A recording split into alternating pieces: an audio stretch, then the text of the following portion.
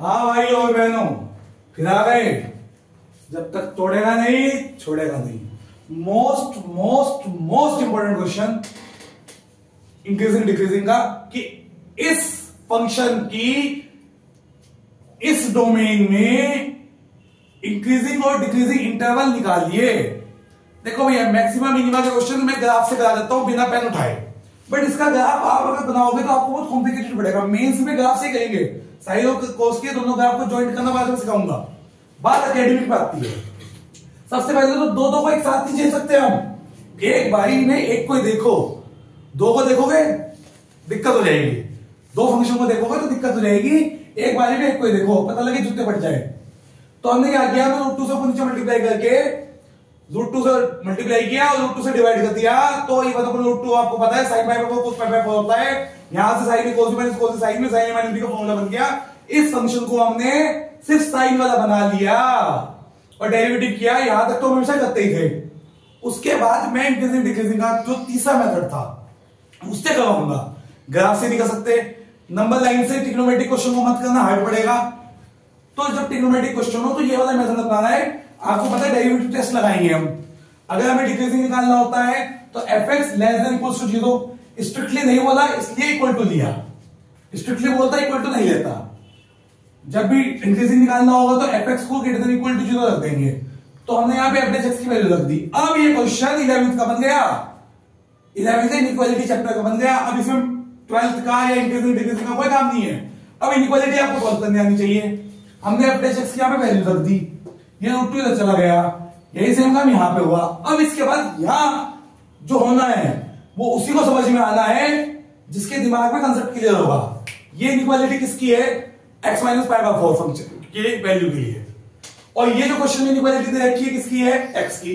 तो पहले तो तुम इसमें π/4 माइनस करेंगे और इसी इनइक्वालिटी को बनाएंगे x माइनस π/4 की। बना ली। अब इस पे देखना है।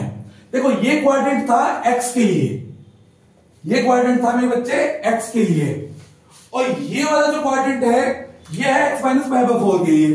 क्योंकि क्वेश्चन में इनइक्वालिटी x माइनस π/4 वाली है तो हमें क्वाड्रेंट x माइनस π/4 वाला ही बनाना पड़ेगा। और वो मैंने बनाया जो फंडामेंटल क्वाड्रेंट है उसकी मदद से। भैया आपको पता है कि कोस जो होता है इसमें और इसमें, फर्स्ट में और फोर्थ में पॉजिटिव होता है, बट ये तो x के लिए है। तो मैंने क्या करा, इस पूरे क्वाड्रेंट में ये क्या कह रहा है, x में से π/4 घटाओ। तो अभी हम x पे तो यहां होते हैं, हमारा स्टैटिक पॉइंट ये होता है x। तो हमने क्या किया, π/4 घटा दिया और π/4 माइनस किया। क्या ना लगा पड़ा ना बाहर, देखो आप कौन से है ये इतनी तेज होने बुलाए। हाँ, तो π/4 माइनस करना, माइनस का होता है एंटी क्लॉक, सॉरी माइनस का मतलब होता है क्लॉकवाइज। हमेशा एंगल जो बनता है वो एंटी क्लॉकवाइज बनता है, लेकिन अगर माइनस आ गया तो आपको क्लॉकवाइज चलना है। तो π/4 माइनस नीचे हो गया, और जब π/4 ने नीचे माइनस किया तो आपको यहां से जर्नी स्टार्ट करनी है, ऐसे जाना है। हमारी जर्नी होगी -π/4 से स्टार्ट। हमने अपना ओरिजिन बदल दिया, शिफ्टिंग ऑफ ओरिजिन IIT में हो जाता है। अब यहां पे आ गया। अब भाई हम क्या करेंगे इसके बाद, अब हम ये काम करेंगे। अब हमें पता लग गया कि हमें यहां से चलना है, तो यहां से यहां तक तो पॉजिटिव है कोस, तो यहां से पॉजिटिव है, यानी कि -π/4 से π/2 ये था। -π/4 से π/2 में ये वाली चीज पॉजिटिव मान ली, ग्रेटर देन 0, ठीक। और उसके बाद π/2 से 3π/2 में नेगेटिव है, तो नेगेटिव में हम यहां आएंगे, नेगेटिव वाली चीज ये है। तो π/2 से 3π/4 में नेगेटिव वाली चीज ले ली, ठीक। ये वाली इक्वालिटी कैसे बनी समझ में आ गई। अब इसके बाद एक नोट सो करो, आपने यहां से यहां तक ले लिया, आपने यहां से यहां तक ले लिया, लेकिन आपने ये वाला क्वेश्चन तो छोड़ ही दिया। और ये वाले क्वेश्चन में गलती मत करना, ये 3π/2 से यानी कि 270 से यहां तक जा रहा, और आप इसे π/4 मानने की गलती मत करना। π/4 तो इधर की तरफ है, आप ऐसे चल रहे हो, आप चल रहे हो एंटी क्लॉकवाइज, तो एंटी क्लॉकवाइज आप ऐसे चले तो इनडायरेक्टली आपको ये वाला चाहिए इस तरह से।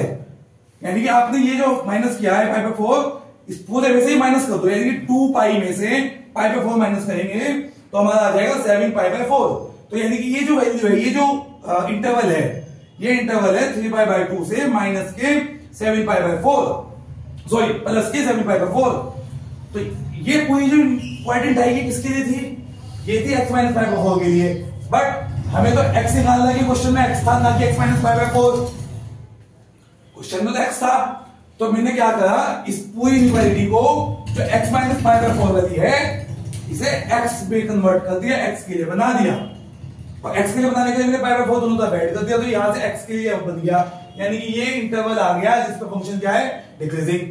ठीक, और ये इंटरवल 2 आए जिसका फंक्शन क्या है, इंक्रीजिंग। पाई बाय 4 जोड़ने के बाद अब दिक्कत आएगी, सही ब्रैकेट समझ नहीं आया हमें, कहां ओपन था क्लोज, जो भी ब्रेकिंग पॉइंट होगा वहां पे ओपन लगेगा, तो माइनस पाई बाय 4 वाला जो होगा यहां पे ओपन लगेगा, देखो मैंने यहां इक्वल टू लगाया, और breaking point minus pi by 4 वाला है, और दूसरा ब्रेकिंग पॉइंट कौन सा है, 7 पाई बाय 4 वाला, तो यहां पे देखो मैंने ओपन लगाया, इस वजह से जब मैंने यहां ओपन लगाया तो यहां भी ओपन हुआ। ये ओपन क्लोज ही नहीं बताता बच्चे को, कहीं लगा दे टीचर भी है बच्चा भी आगे यहां तक समझ में। मोस्ट इंपोर्टेंट क्वेश्चन है, इसी मेथड से करना है इस वाले क्वेश्चन को, नंबर लाइन वाले क्वेश्चन को ना, जो अलजेब्रिक क्वेश्चन हो, पॉलिनोमियल वाले क्वेश्चन को, सिर्फ पॉलिनोमियल वाले हो, ट्रिग्नोमेट्रिक जहां है वहां इसी से करना। ठीक, और ग्राफ जब बना सकते हो तो ग्राफ वाली बात तो एमसीक्यू में करनी है।